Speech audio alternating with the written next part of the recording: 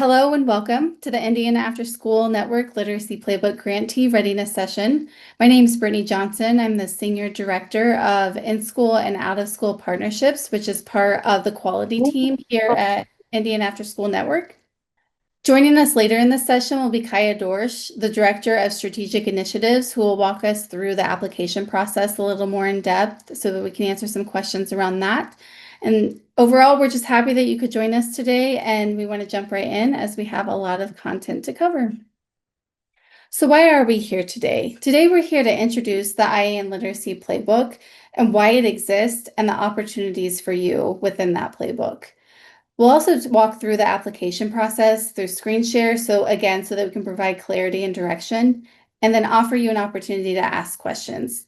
By the end of today, we want you to walk away ready and confident to take the next step in this opportunity. To better understand the purpose of this opportunity, which is what we refer to as Phase 1, I want to briefly review the grant in its entirety. So IAN was awarded funding through the Lilly Endowment to support literacy achievement through OST.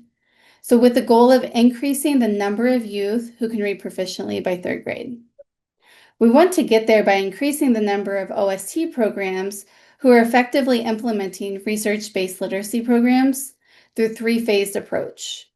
Phase 1, which is where we are now, is focused on providing funding and resources to the OST field to build awareness around the initiative, gain interest from the field for participation, and then initiate engagement with the OST field to explore research-based literacy programming. After Phase 1, we'll move into Phase 2, based on the information we find in Phase 1, to build out what is it that the OST field needs to provide high-quality resources and programming. In Phase 2, we anticipate having a strong base system of awareness because we've already worked with you through Phase 1. We anticipate higher engagement from the OST field, and then IAN will focus on developing and engaging a core group of providers around a literacy framework that will work in the OST setting. Phase 2 will begin later in 2026. Following Phase 2 will be Phase 3, which will broadly engage the OST providers across the state. So basically taking everything we learned from Phase 1 and Phase 2 and turning it to a framework that's adaptable to the OST setting for all of you to be able to implement high-quality literacy-enriched programming in your setting. I'm going to quickly review the literacy landscape in Indiana, as it is what has driven this opportunity, and then the role that out-of-school time or OST can play filling the gaps. Literacy in Indiana is a hot topic right now, just as it should be. Studies have shown that children who read well by third grade are more likely to succeed in school and life by opening opportunities for youth, whether it's academics, workforce readiness, or just life skills in general. Historic literacy reforms rooted in the science of reading have been implemented across the state. They've not only created stronger classroom instruction through teacher training and supports, but they've also improved performance. If you've seen the latest data, it shows a 5% increase with more than 87% of Indiana third graders reading at proficiency. While this growth is something to celebrate, there's still opportunity for the OST programs to engage in these efforts. Youth who attend OST programs are spending more than 7 hours a week engaging in interest-driven environments. These environments are creating opportunities to build literacy skills in a different way than the traditional school day. OSTs reach diverse youth populations across the state, driving access and impact, and we think that extending Indiana's literacy momentum into the OST field will help close some gaps, boost outcomes, and reach youth where they are. So why OST? Literacy skills happen naturally in the OST setting, whether it's embedded literacy programming into your existing programs, which deepens their educational value, or building confidence and comprehension through social engagement. Intentionality around literacy integration allows your programs to demonstrate measurable outcomes and impact to families, funders, and the community. So we know the who. which is you, the OST providers, and we know the why, which is to provide high-quality literacy experiences for our youth. Now let's talk about the how. I'd like to introduce the IAN Literacy Playbook. The Playbook is a statewide opportunity made possible through the Lilly Endowment for Indiana's OST providers to strengthen literacy outcomes for the youth they serve. It offers funding opportunity to integrate literacy practices into existing programs in practical and engaging ways. It's also designed to honor the flexibility, creativity, and uniqueness we find in the OST settings. Understanding that providing the youth with an experience that feels different than the school day is extremely important. Finally, IAN Literacy Playbook is designed to work for all programs, big or small, new or old. Maybe you've never entertained literacy integration before, or maybe you have a dedicated literacy program already happening. The literacy team will meet you wherever you are to help you implement, enhance, or expand your current programming. This opportunity also positions Indiana as a model for other states in uniting out-of-school time programs, schools, and communities around literacy. What exactly does the playbook provide? First, let me start by saying the IAN Literacy Playbook is not a curriculum or a prescribed set of programming that you'll follow from beginning to end. Rather, it consists of multiple resources and even more ways to engage in those resources. Currently, there is an opportunity to apply for up to $25,000 to either initiate, enhance, or expand research-based literacy practices within your program. It might sound like a lot, but we have a dedicated literacy team that's going to come alongside you and help you every step of the way. The playbook lets you find and explore literacy resources that work best for your program. You pick the curriculum to try. You decide what literacy-based materials you think would work in your space. You identify the literacy-based professional development that would benefit your staff and organization. And then you use them. And then you provide IAN feedback through our coaching sessions that we'll then use to inform and guide future field-tested resources for OST programs across the entire state. IAN support comes through planning, training, and ongoing engagement with you as the providers. You'll have access to professional development. There's a literacy credential opportunity coming in 2026. And resources like lesson plans, updated literacy standards for the OST setting, quality review for your program through our INQPSA, which is a self-assessment, that are all being created specifically for OST programs.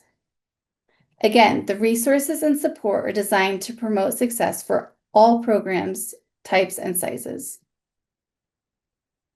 You may wonder what the benefits are for you and why we were asking you to engage. Your OST may be staffed differently than what you see on the screen, but consider the roles within your organization. Your program leaders or administrators will have opportunity to strengthen program quality with a direct reflection on its reputation and connectivity to the statewide initiative. Your coordinators, or those who are directly supervising your program staff, will gain tools and professional development and coaching in how to support staff and programming. And then your frontline staff will have access to training and resources building their own capacity to integrate literacy into your daily programming. Programs overall will see increases demonstrated by youth success, youth and family impact, and then access to resources, again, that honor that OST identity. Let's talk about the grant specifics. Who can apply? Organizations must be a 501c3 in good standing. This will be documented through an upload of the IRS letter of approval, and the name on the IRS letter of approval must match the name of the organization applying. The programs must serve youth in grades K through 5. This could be a K1 program or a 3-5 program or a K5 program. It just must include that age range. Applicants must provide at least 5 hours of youth programming per week.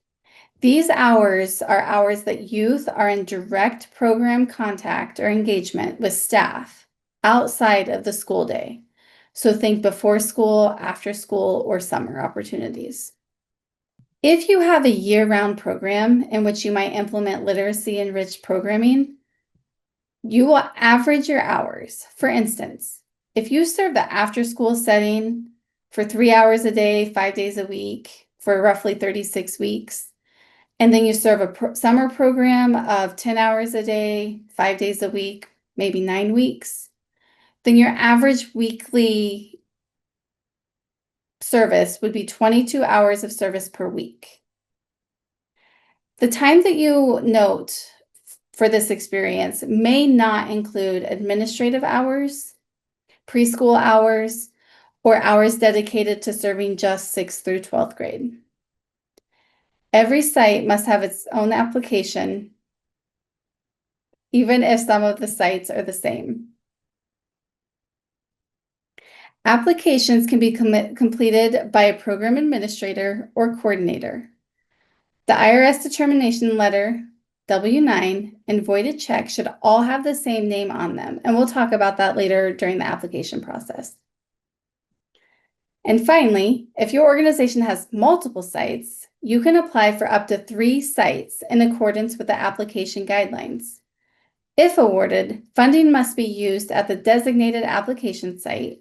It may not be transferred to another site, nor can it be combined with other awards or redistributed among sites. And this is where the comment that says, every site must have its own application applies.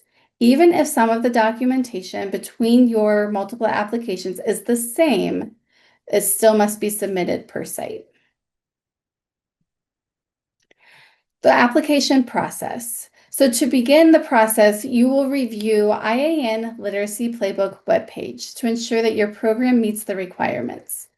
The link will be put in the chat. It was at the top of the chat, which I don't believe that you have access to. It is highly recommended that you take advantage of the FAQ section located towards the bottom of the landing page. And even more highly recommended that you refer to the provided document titled Preview the Application Questions. This document will allow you to plan through the application and feel better prepared when you start. One thing that you must use is the provided budget template. This template is also provided on the landing page and includes a grant calculator that will give you a predetermined amount that you should ask for. It's based on the number of youth you serve, the average number of hours per week, and the percentage of needs that you have categorized by CCDF and free and reduced lunch. You'll download this document, follow the directions on the first tab, complete the calculator, and then fill out your budget accordingly.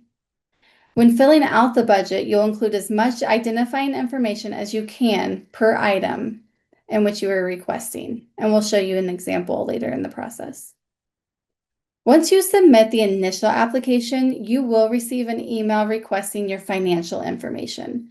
This helps segment those documents to ensure confidentiality and security of your financial information. Again, if you're applying for multiple sites, you will submit this multiple times. The application will be reviewed, and you should be notified within a few weeks if the grant is awarded.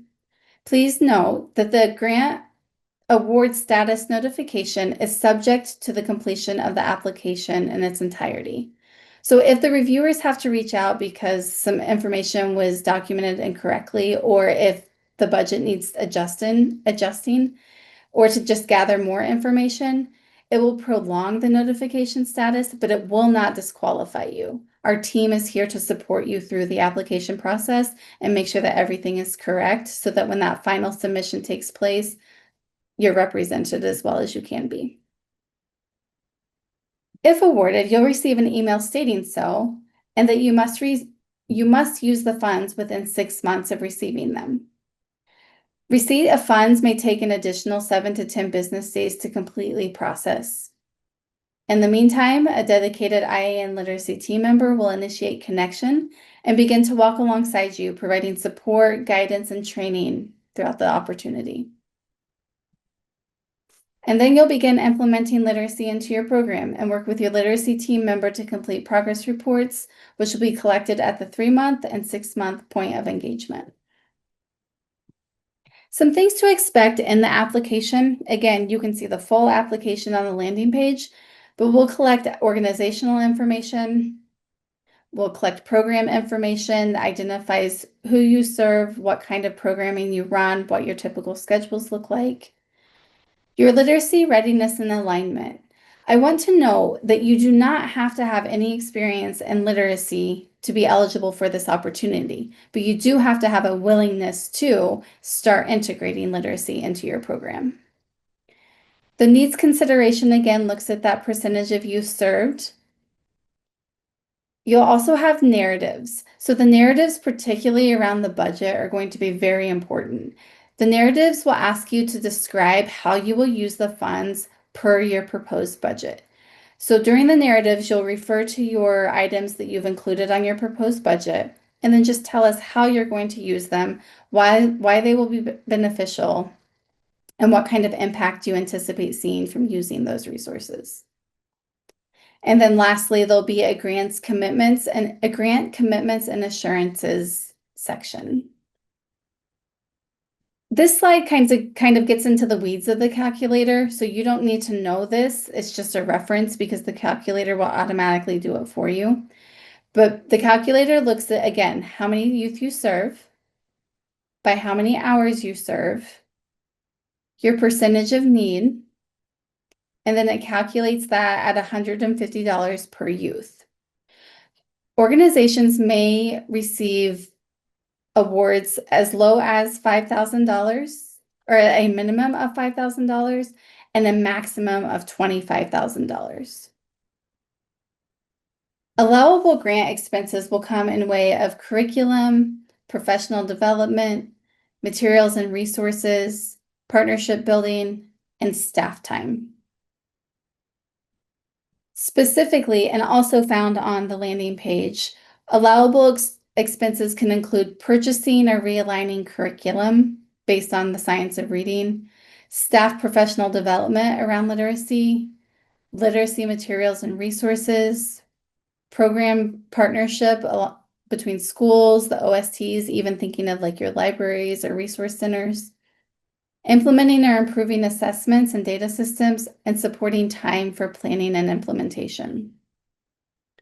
One thing to know as far as staff time is staff time that is allotted in your budget should be in direct relation with the program provided to the youth. So think about your staff to youth engagement. Time that staff are spending engaging and implementing this program would be allowable expenses.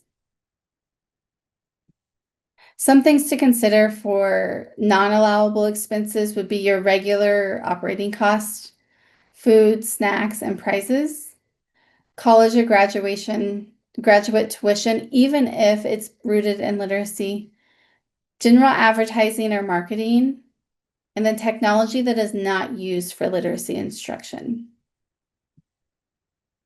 So basically, when you're building out your budget, that has to be tied into literacy implementation in some way, shape, or form.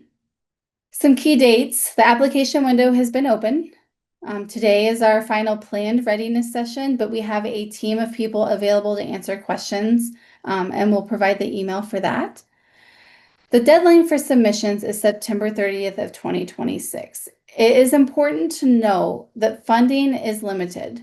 So once all of the funds have been awarded, the grant cycle will close.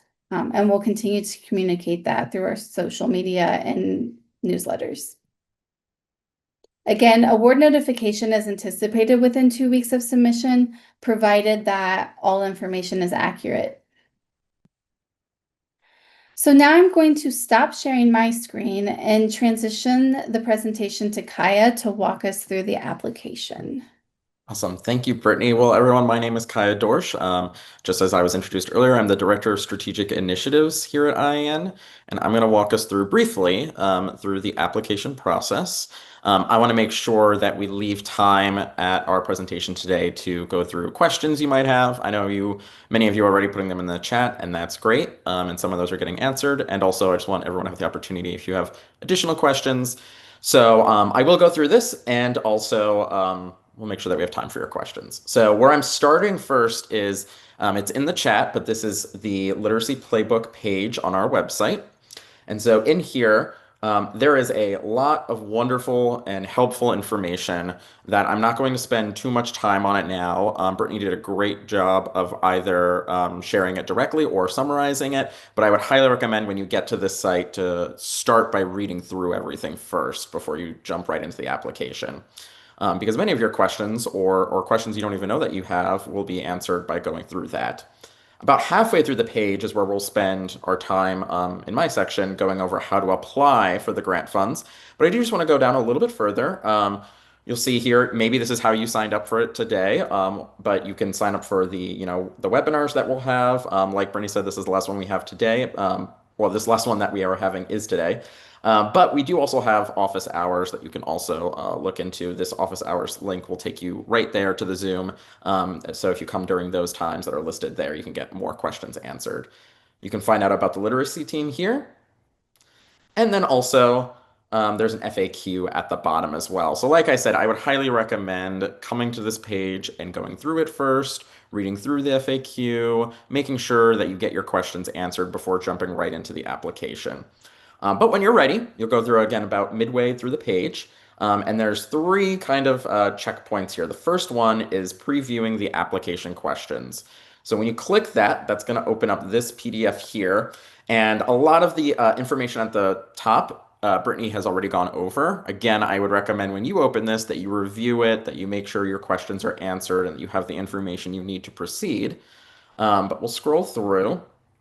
Again, Brittany has covered a lot of this. It'll cover the eligibility requirements. It'll cover what the funds are allowable for, what they're non-allowable for. It'll cover the proposal criteria. One proposal criteria I want to point out, I know Brittany has talked about it, I'm going to mention it several times, but that it is that you will use the provided budget calculator and template. So I'll share that next, but that's going to be an important piece of this is that you use that template.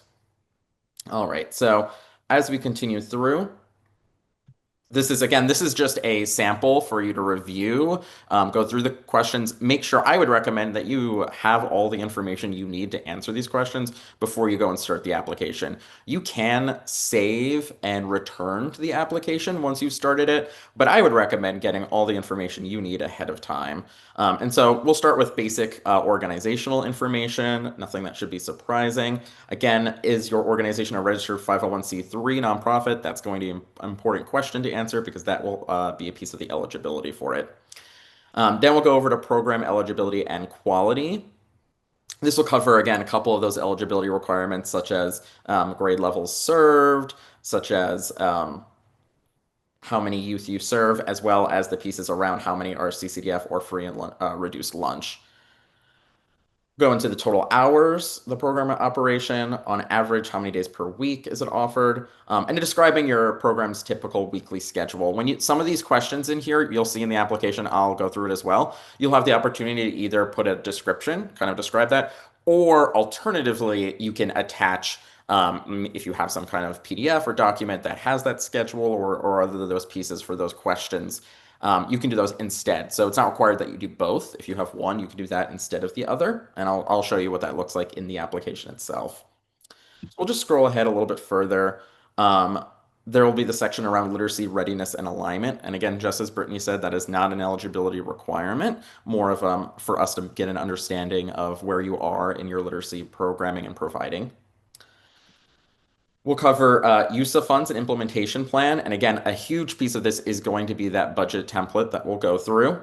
Along with that, the budget template is where you will list what you are requesting in the budget. But in the application itself is where you're going to write out more of the justification for each of those budget items for those pieces.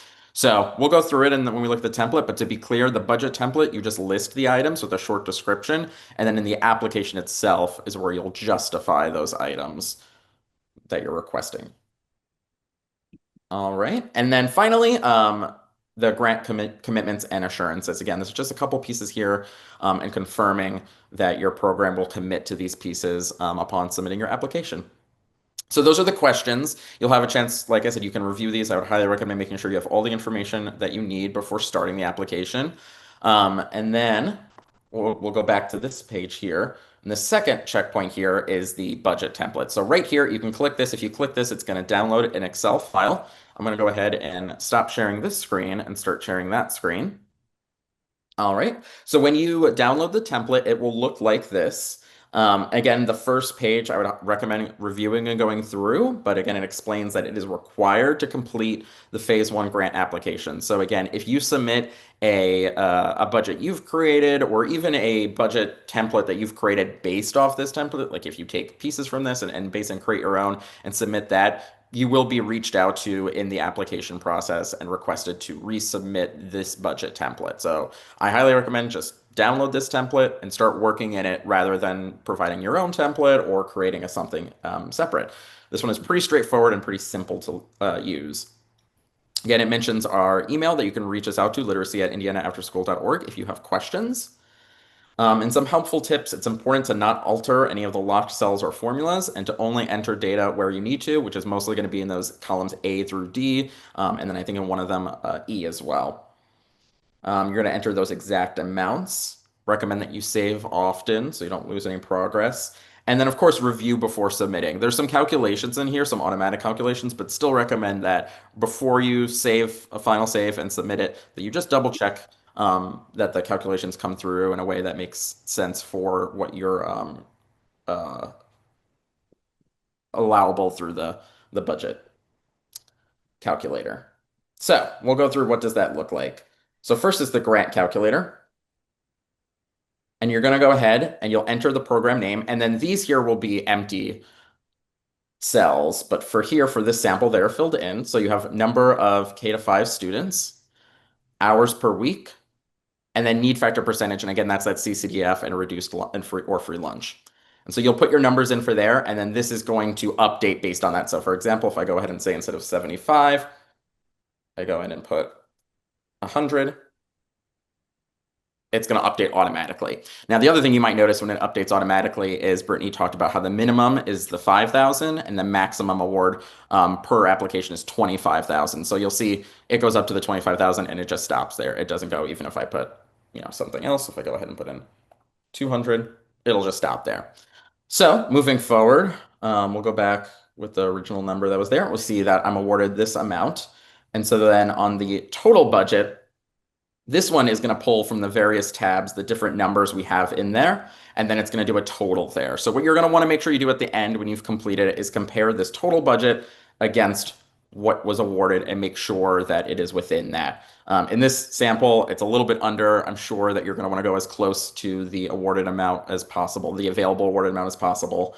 But we'll go through in the curriculum.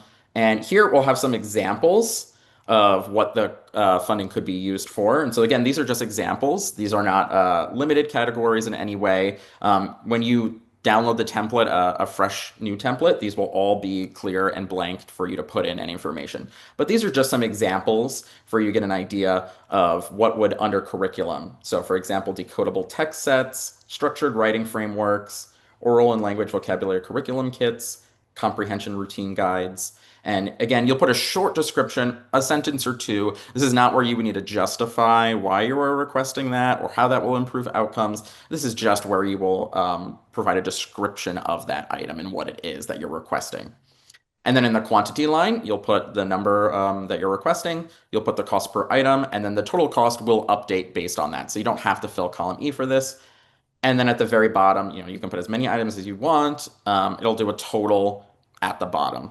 So again, all of these totals, these automations, you don't have to touch. You could just go ahead and fill in here, and then it'll add it on this total budget tab. So there will be a tab for each of these sections. So we have curriculum, we have professional development. So some examples here, explicit instruction for writing workshops, You have building oral and language through play and discussion, PD, family literacy engagement trainings. And again, very similar, you'll write the quantity and the cost per item. For materials and resources, you'll see the items here. We have everything from writing and response journals to fidget games to read aloud and mentor text libraries. And then you can also include things like subscriptions to resources. So digital literacy resource subscription as well included here. Right, then you have the partnership building tab. This one's a little bit more unique, but it's looking at those opportunities for where you might use your budget for partnership. So literacy, university literacy partnership, collaboration with local teacher prep programs for literacy interns or demonstration lessons in OST sites. Might have a public library collaboration, regional literacy network membership, community literacy night series, school day literacy alignment meeting. So any of these items here would go under the partnership building. All right, we'll continue going through. We have assessment and outcomes. So how are you assessing the literacy pieces, whether that is through screening tools, language sample protocols, screeners, perhaps a data dashboard subscription. Again, you'll put that single item here. And those five are all pretty straightforward and are the same in terms of how you fill out the template. Staff time is the only one that will look different. And so you'll put an individual staff member, put notes regarding their position title or any relevant role clarification. And then you'll put their hourly wage, the number of hours you're going to submit for the grant for the budget, and then the number of weeks as well. So you'll fill columns A through E for this one, and then it'll do the total cost here. And so you'll see some examples here of where it is put in for the budget is for credential, it is for frontline staff, it is for literacy program integration and monthly staff training. All right. So again, once you put those all through, they'll come in through the budget. We recommend that you check those against what you put through, make sure that the calculations look correct. And of course, you're going to want to make sure that this total here on the total budget is within the framework of that maximum grant award amount. So that's another area that if those numbers don't match, or at least, again, that it's within that framework, it could be under that maximum grant award amount. If those don't match, you will be reached out to in the application process, pointing that out, asking you to adjust your budget and resubmit. When it comes to things like the budget template or any other of the documents that you're submitting, if there is a issue that needs to be corrected there or something that needs to be clarified there, you won't be asked to restart the entire application or the application process, or rather you'll be asked just to resubmit that document, that piece. If there are issues in your application, in the application itself, you may be asked to resubmit the application to go through. But in terms of when we talk about things like this budget piece and things like that, that's where someone on our team will work with you to resubmit those items. All right. So once you've completed this budget template, you've gone through, you've figured out your maximum grant awardment amount, you've gone through the total budget, you've put all the items, you make sure that it matches, you're going to go ahead and you have everything you need to actually start the application. So I'm going to stop my share. And just keeping track of time, I want to make sure that we have enough time to get through all of our questions. I just want to highlight one specific thing with the playbook, with the application here. So again, the first two buttons, once you're done with those, you'll click the third one to apply now. And when you go through that, it's going to go through those same questions that I went through. I'm going to scroll here. Those same questions I went through that you could look through at the sample PDF. So I won't go through each of those questions, but what I do want to point out is just some specific things on here. So for example, you'll see question 21 here. It says, describe your program's typical weekly schedule. How is time allocated to support academic enrichment and safe supervision? Include details on how structure supports learning. And you'll notice the little red asterisk. You'll see that throughout the application. Whenever you see that, that means that that question is required. And what you'll notice here, though, it says, or upload a sample program schedule. So I mentioned earlier that if you upload in this example, if you upload a program schedule, you don't have to answer both. You can just upload the program. But because the question is required, you'll still need to write something in. So just go ahead. You can write NA. You can write, program sample included. You can do anything there. You just have to write something in this box. And then something else I wanted to point out is you'll notice there's a couple questions here that will be based on your selection. So you'll see this question says, if answered, located on a school campus or serve students from a specific school, please list the schools. Now, if you click something like, let's say, community-based, you won't have to do that. But if you click located on a school campus, you'll see that the red asterisk does show up. So I just wanted to point this out that any of the time that there's some of those like branching logic questions, it will change what questions are required. Same example here, if you hit other, it's going to change this one to require that if you answered other, please describe. So if you are an organization that's going to apply for multiple sites, again, you're eligible to apply for up to 3, provided that they meet the requirements. On this first section, that legal organization name, that should be the overarching organization that basically owns the sites. That is the name that should also be indicated on your W-9, your IRS determination letter, and your voided check. If there's any discrepancies in that, just because of the way your organization is set up, we can have that conversation and we can work through it. But for this initial anticipation of applications, that legal organization name should be that overarching goal that's identified through your 501c3, your bank account, and your W-9. If you scroll down from there, or the next page maybe, Yeah, yeah. are you talking about the uh There is a place that says here we program. go. Right. Yep. So your program name. So on this, it looks like it's question number 15. That's where you will identify your site. So you don't necessarily have to repeat your organization name unless that's just part of it and that's how you want to identify it. But this is where it's going to be important to differentiate the site that you're applying for. And then through the application process, that's how our reviewers will be able to differentiate the applications as well. Yes, thank you for that, Brittany. I know that's a question that we've gotten both in the chat and in previous FAQs and webinars. But yeah, so that first one on the first page, that'll be your organization name. And then on this page, you would put the actual program name or site name if you're applying for multiple sites. And again, you have to do an application per site that is applying. And then there was just one more thing I wanted to show on the next page. And again, this is just one of those where you'll see this question if you answered yes above, regardless of whether you hit yes or no. It's just if you hit yes, it'll become required. And then if no, you won't have to require it. So again, just going through, you'll see some of these questions. Just as you answer, pay attention to the what's required. It will limit you from moving forward until you answer it, but I just wanted to point that out. But otherwise, I think that's all I have to do on in regards of the application. And like I said, I want to make sure we save time for questions. So I'm going to stop my share. And Brittany, I'll turn it over to you for any kind of closing comments that you wanted to make sure you covered.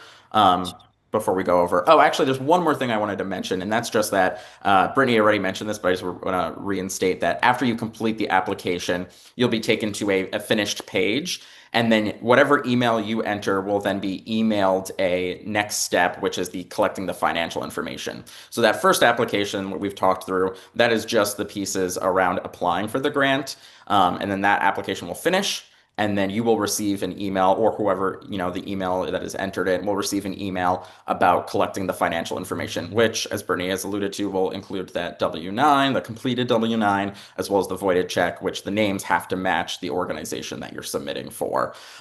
You'll get that email, and it is, if you were the person that filled it out, but maybe you're not the financial contact for your organization, you're free to forward that email to whoever should complete that piece. That is completely fine, and that's part of why it's built that way. But I just want to clarify that when you finish that first step, you're not done with the application until you submit the financial information. And if you were to not follow through with that or finish that, that is something we would follow up with you to let you know that you still need to complete that financial form before you can move over and before you can be awarded the grant. Mhm. All right. I'll turn it over to you, Brittany. Thanks, Kaya. Okay, so I'm gonna go back to the slide deck just so that kind of stay on track and keep me organized. So at this time, I'm going to come back to the Q&A because last time the Q&As ran over and then we missed out on just making sure you knew what to do next. So we'll come back to the questions, but again, just refer to that landing page for all of the details. The landing page also includes a direct email to our literacy team. And again, we have a dedicated staff of 4 who are willing and ready to help you through this process. So if you have a question, we'd rather you ask and feel prepared as you go into this. And so just let us know. There's always ways to stay connected with IAN. Actually, if you follow our literacy playbook up at the top, you can revert yourself back to just the general IAN website and find out all of the things that you might want to know about us. And then, as always, if anybody has to hop off and we're still answering questions, just thank you for being committed to the youth of Indiana and coming alongside us in this journey. And we just continue to look for that impact and how we can help make that impact at the youth service level. So, all right. That being said, I'm going to stop screen sharing so that I can see your guys' faces and just kind of open it for any questions. There's a couple in the chat. Our team has been answering them along the way, and there's a couple that were a little longer and we didn't quite get a chance to do that. So I'm going to start with one. Again, just reiterating that the timeline for approval is about 2 weeks, provided that everything that comes in is exactly as it needs to be. And again, if we have to make any modifications, it is not an automatic denial. We will do everything in our effort to get that through. The grant agreement or the email to say that you were approved will go to each site individually. So even if it's the same person filling it out and you apply for 3 sites, then you're going to get 3 emails. In your email, it will indicate which program was funded. The other question was about reporting deadlines and information. All of that will come through your coaching cycles. So once you're approved, one of our team members will reach out to you and set up an initial meeting just to get some common ground, identify program strengths and opportunities and kind of where you want to go next. And the reporting information will be discussed during those meetings.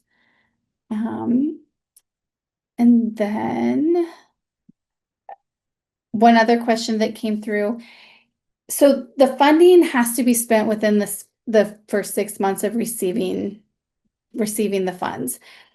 If you're wanting or have the capacity to initiate this opportunity during your summer months, and that's when you plan on deep diving into the curriculum and deep diving into the professional development, I would recommend holding off your application until closer to time for implementation. Another consideration would be, is now the time to focus on curriculum, professional development, so then you are ready to implement in the summer. If that's the case, if you're going to implement in the summer, but you want to do the pre-work now, then now is a completely fine time to submit that application. So it's really just based on your program's capacity and when you plan on kind of doing that setup phase with the curriculum, the resources, the materials, the professional development, that can be done separately than the implementation, if that's how your program needs it to be. So, okay. Does anybody want to come off mute and ask a question that has not been addressed? I'll just ask a quick question. First of all, I just want to say thank you. You guys have all been really super helpful through the process. But I am curious on the 2-week timeline, only because we've been trying to make sure there's no emails in the spam, we're not missing anything. If you are like, someone reaches out to help you with their application, does it start over the timeline? And then also, will you get some sort of official notification? Yes. So if we are if there's something that we are not sure of that would then maybe require us to reach back out to you and extend that timeline, it'll be a direct communication from one of the team members to the email on the application. So that'll be a direct conversation. And it doesn't necessarily start over the 2 weeks. It just then goes into the process. So if we've reviewed the application in its entirety, we just needed a minor update, then we're just waiting for that minor update and it moves along the process. So as we're waiting for information, it doesn't necessarily equate to a particular amount of time for you then to get that final review. I will say, as we're getting into the process, we have found that reviewing the narratives, which are super important pieces of the application, does take a little more time than anticipated. And so to do your program due diligence, it does take us a little more than a few minutes to get through those. And so that may impact it a little, but nothing that's going to like move things like weeks out. You can still anticipate some sort of communication, honestly, probably sooner than the 2 weeks, but we like to give ourselves a little bit of a buffer in that. Okay, and then my other question is, and this just came to me to ask. So we've submitted the budgets, we've submitted the narrative. If in fact, because looking at your budget today, I don't know if I missed that the first meeting or not, but there were some really good ideas in there. So at some point, if you get the funds and you tweak it and you decide to change, is that allowable as long as you have the receipt? Not during so once the funding is approved, whatever is on the budget is how the funding has to be used. Some considerations could be if you budgeted, $500 for something, and then at the end of the day, it only came up to 475. And like you had a couple of those items that equated to some leftover funds. You would bring that back to your IAN literacy team member, and at the end of the cycle, consider how you could best use those funds. But as far as changing the budget items, once it's been approved, it would definitely have to be a conversation because the funding is being approved based on what is in those line items. Okay, awesome. Thank you. Yeah. So yes, it will be time consuming, but the more time that you can spend dedicating research and really putting thought into your budget, the smoother this process will be for you. And then you and your IAN team member can really focus on getting those things in use and putting them in use for your youth. I just want to go through the timeline again. I sort of caught what somebody else was asking about summer camp. So we do an after-school care and a summer camp. I really wanted all of summer camp to be covered, which, June, July, and August. And you said it needs to be complete in 6 months. So let's just say after this call, we submit and get approved. Probably will happen before, say, March. So the 6 months would have been March, April, and May. And you say we can use that for those 3 months we could use for planning and training people to get them prepared to go into the summer months. And that would be like our 6 months. Yeah, that would be applicable. Yeah. Okay. The other question I had is, so we're not on any type of funding or certificates or anything for kids to come. What's the best way to find out if they're on free and reduced lunch? We offer scholarships. I think like 43% of our kids were on some type of scholarship. They just submit their forms and we evaluate whether they need it. We give 50% off to foster kids. So we do a lot of things like that, but I don't know if we actually have their records of free and reduced lunch. Sure. Let me find that out. I have an idea of what I would recommend, but I don't want to say it and then have to retract it. So I will keep your contact information.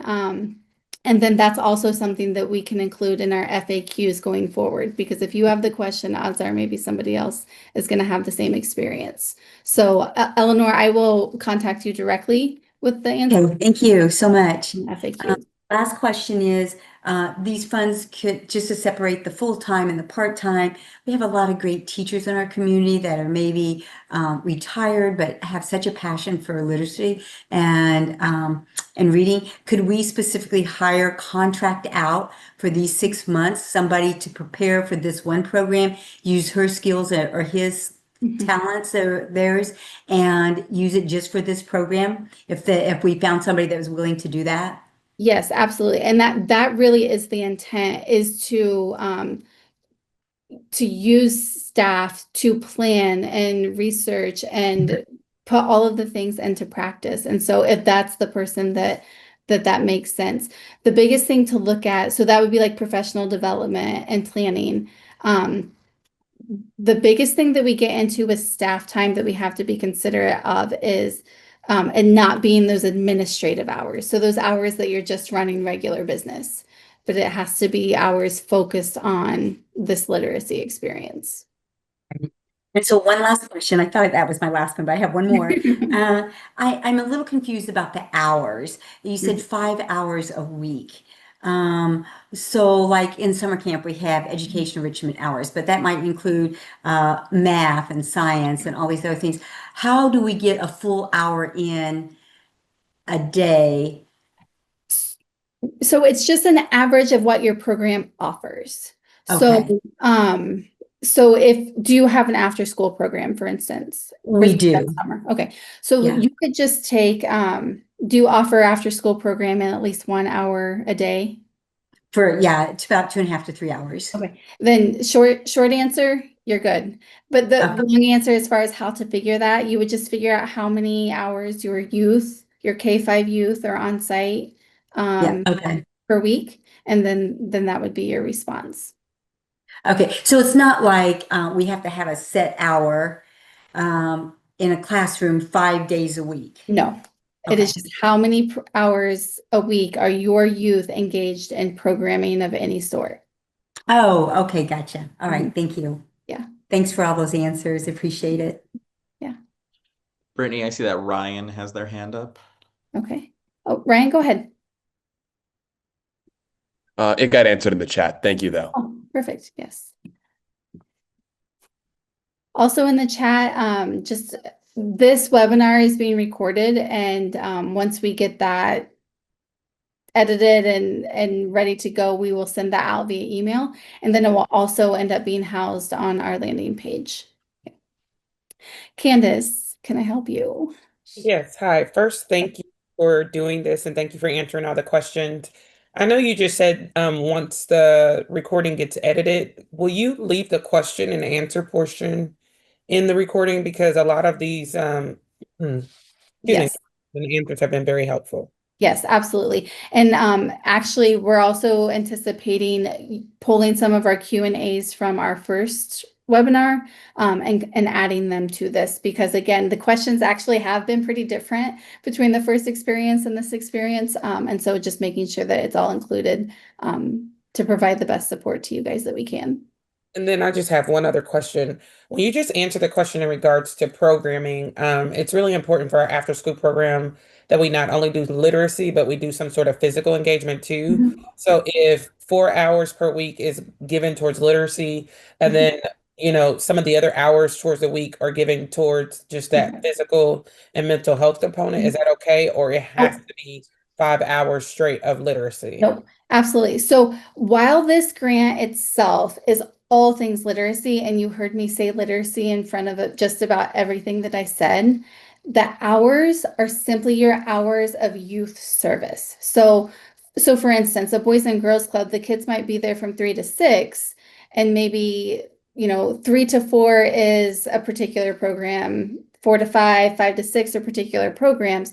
You don't have to dissect that out based on literacy. It's just how many hours a week are you providing service to the kids? And really what we're looking for there is how many hours of opportunity do you have for us to integrate literacy into what you're already doing? So, you may have that dedicated time for physical activity, and through this process, we may help you identify how you can incorporate literacy into that program. Thank you. Absolutely. Yeah. Amy? I had a question that I put in the chat and I didn't see an answer. For the determining the age range, is the summer before or after their 6th grade year? Are they considered 6th grade? I think it would just be dependent upon how your program engages in that. From an educational standpoint, I would say if they are leaving 5th grade, it's the summer between 5th and 6th grade, then they would still be considered 5th graders because they haven't engaged in that 6th grade content yet. So I don't know if that helps, but I would anticipate if they've completed 5th grade, they would be considered 5th graders. Okay. And then the second question is regard to determining the number of our students that are CCDF. Yes, I saw that in the chat as well. Since I that added is it to my list. Since that's being reduced as we speak, people are being cut and Sure. or within families that used to have, that had 4 children covered, and now they're down to only 1 child is covered. So do we base that off of like the numbers because we operate year round, after school, and then a summer program as well. Mm-hmm. Yeah. To be honest with you, I would just, I would base that on whatever you have right now. And again, like you said, things are changing and that might impact future opportunities. And that's actually a very good point that we probably need to consider for future opportunities. But I would just use what you have right now. So if you collected the information at the beginning of your program cycle and say you run a school year and you've already got that, whatever you have, even if it changes, just use what you have. Thank you. Yeah. Madison? I just wanted to clarify something with the funding. So if we receive the funding and we implement a reading or literacy program in our after-school program this year, and we wanted to continue it throughout the summer, is there going to be additional funding opportunity before summer?